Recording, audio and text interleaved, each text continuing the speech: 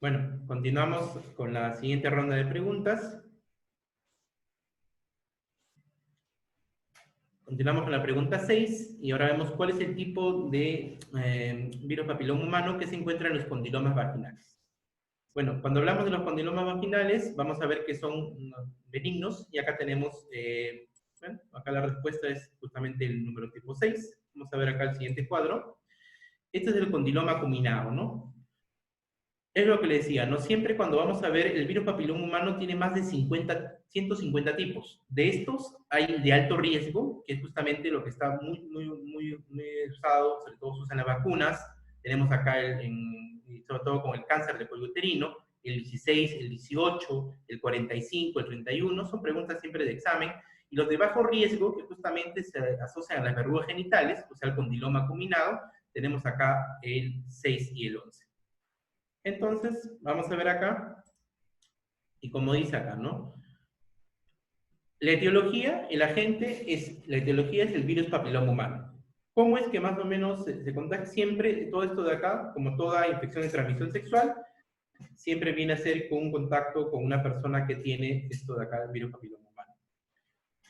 Vamos a ver nosotros que estos condilomas acuminados son generalmente benignos, como dice acá, de la piel y mucosas, y se presentan como unas lesiones, ¿no? Estas lesiones que ven acá, como estamos viendo acá, son lesiones hiperqueratósicas, puede presentar tanto en las mujeres como también en los varones, acá tenemos a nivel de genital masculino, y principalmente la vía de transmisión es por vía sexual. Generalmente aparecen a 1 a 3 meses después de la exposición, y esto puede dar un periodo más prolongado.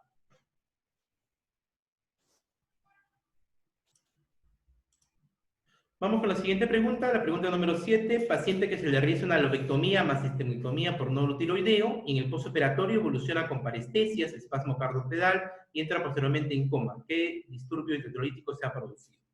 Bueno, es una pregunta también clásica en la cual es una complicación de un paciente que a veces, y ahí tenemos los amigos de cirugía, en el cual a veces cuando van a extirpar ya un nódulo tiroideo, ya sea por una neoplasia de tiroides, ya puede ser por un carcinoma agresivo de tiroides, ya sea por un anaplásico, se cometen y por ahí que se vuelan una de las glándulas paratiroides. Y la principal que vamos a ver es justamente la hipocalcemia. Entonces vamos a ver acá que la hipocalcemia es la causa más frecuente de la disminución de la concentración plasmática de calcio, es la hipoluminemia. Bueno, en este caso, les traigo acá un cuadro en el cual fundamentalmente vamos a ver que el calcio está ligado con la paratormona, y esto es más que nada fisiología. Acá, como vemos acá, el hipoparatiroidismo es postquirúrgico, es una de las primeras causas, y acá vemos la cirugía de tiroides, acá está la pregunta relacionada, o paratiroides, cirugía radical del cuello, ¿no? Ya sea por un carcinoma de tiroides, realmente tenemos que ahí tenemos el folicular, el anaplásico, que son uno de los que son más complicados, el hipoparatiroidismo autoinmune, la distribución de la D. Y tenemos también secundario, déficit de vitamina D, resistencia a la vitamina D, y la siguiente hipotermia renal, ya por fármacos. La clínica va a ser bien variada, como vamos a ver acá, pero la marca definitoria, y esto es lo importante que siempre vamos a ver, es que el paciente va a presentar parestesias en manos y región peribucal y seguidos de calambres musculares. Y hay dos signos clásicos que nosotros siempre le hacemos, y es algo que siempre nos enseñaban los profesores de biología, ¿no? El famoso signo de Chebostek, vamos a verlo por acá, en el cual el paciente, ¿no? Como vemos, se le hace una contractura acá, una contractura ipsilateral de los músculos faciales al golpear con el nervio facial, ¿no? El par 7 de la oreja. 10% de la población sana, pero puede presentar. No hay una buena especificidad, pero te ayuda. Y nosotros poniéndolo acá, el famoso signo de Trousseau, en el cual hay un espasmo de carpo tras inflar durante 3 minutos el manguito, más o menos hay una mayor de 20 milímetros de mercurio. Todos los signos son clásicos, ¿no? Y siempre recordar que este es un caso en el cual mayormente vamos a ver pacientes que han sufrido una cirugía radical por un cáncer de tiroides. Y siempre ver ahí cómo está el calcio. Vamos con la siguiente pregunta. La 8 es: ¿cuál de los siguientes medicamentos es actualmente considerado de primera línea para el tratamiento de pacientes con diabetes mellitus 2 que no presentan nefropatía, alcoholismo o disfunción hepática? Acarbosa, exenatide, glibenclamida, metformina, natrelinida. Bueno, en realidad, hasta ahora, de todos estos medicamentos, el que es primera línea, a pesar de que han salido nuevos y policliniantes orales, sigue siendo hasta ahora la metformina. Como vemos, acá metformina. Este cuadro que les traigo por acá, vamos a tratar de ampliarlo acá, es un cuadro y hay que recordar siempre que en esta parte la guía americana, sobre todo la ADA, nos ayuda bastante y que siempre, cada fines 31 de diciembre, primeros días de enero, siempre saca una actualización de lo que viene a ser la guía. Este es un cuadro que salió publicado en enero de este año, 2020, y como vemos acá, la metformina sigue siendo como eficacia alta y es a la primera línea de defensa, ¿no? Y siempre es importante verlo, ver que acá, aparte el costo, es muy bajo el costo, los efectos cardiovasculares también, el metformina también se usa para poder bajar de peso, ¿no? Hay un efecto moderado en la pérdida de peso. Lo que sí hay que tener un poco de cuidado porque está contraindicado cuando el paciente tiene una depuración de creatinina menos de 30, ¿no?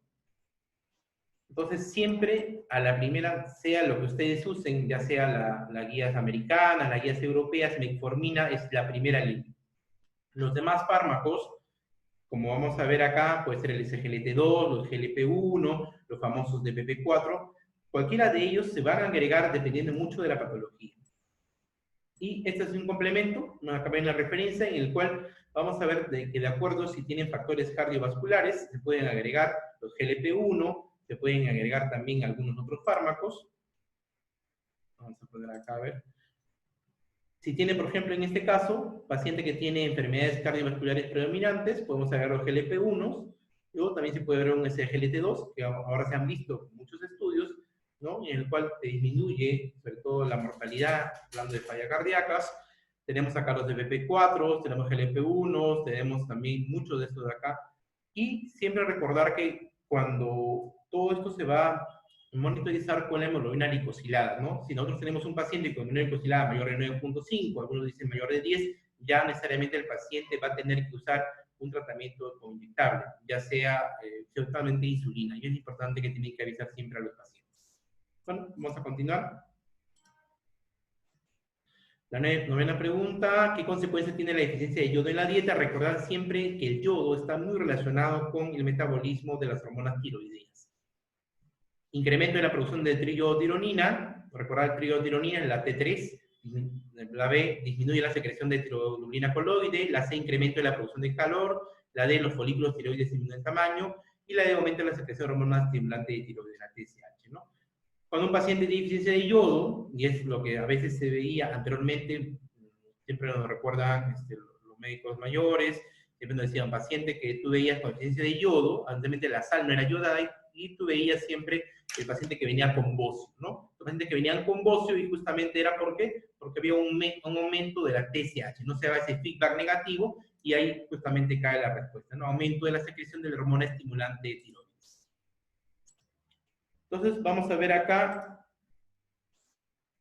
este es un mecanismo en el cual un paciente que tiene un yodo dietario suficiente, acá tenemos el hipotálamo, acá tenemos la hormona liberadora de la TRH, acá tenemos la TSH en exceso, y acá está pues, la hormona tiroidea con sus dos, ¿no? Lóbulos. Entonces tenemos el aporte de yodo, como estamos viendo acá, y acá tenemos la T3 y la T4. Y acá se ve una retroalimentación negativa, en la cual va a hacer que ya no se esté produciendo mucho TSH, ni tampoco una TRH, cuando hay un mecanismo normal. Yodo dietario suficiente, por eso ahora todas las sales que ustedes ven son yodadas. ¿Qué pasa ahora en el lado cuando ya no hay un yodo dietario insuficiente? Cuando ya tenemos poco yodo. Como ven acá, ya no hay un yodo adecuado. Miren acá el yodo en el cuadrito, ahora está pequeñito. Por lo tanto, va a haber las hormonas tiroideas, en este caso la T4, que la tirosina está baja. Por lo tanto, ya no ven este mecanismo, esta retroalimentación negativa que ustedes veían acá, acá ya no se está viendo. Por lo tanto, va a hacer que se produzca la TSH en exceso. Esto va a ser su propio nombre dice, hormona estimulante de tiroides. Hace que la glándula tiroidea esté grande, crezca, por eso produce el famoso bocio, y hace justamente que todo el problema crezca, ¿no? Y esto en zonas endémicas produce lo que lo famoso le llaman el bocio endémico, y puede ser, vamos a ver los famosos pacientes que tienen con cretinismo, ¿no? Entonces, recordar mucho de eso de ahí. La pregunta 10, mujer de 24 años que es traída por sus familiares porque en forma brusca presenta taquicardia, dificultad para respirar, sudoración, opresión precordial como si fuera a morir, antecedente de 2 episodios similares de 30 a 50 minutos de duración. Le toman la analítica, TSH, T4, enzimas cardíacas, perfil hemático y lipídico normales. ¿Cuál es el diagnóstico probable?